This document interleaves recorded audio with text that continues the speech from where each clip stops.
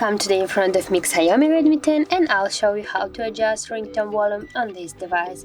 So first you should go to the settings app and scroll down with your finger to the sounds and vibration. Now just go to this section and here with your finger by swapping to the left or to the right you can change the ringtone volume of your phone. Also we got the second way just by pressing here on the up volume button and down volume button, and also you can make that by tap here on the three dots and just change with your finger the volume of your ringtone, and that's it. If you found this video helpful, leave like, comment and subscribe our channel.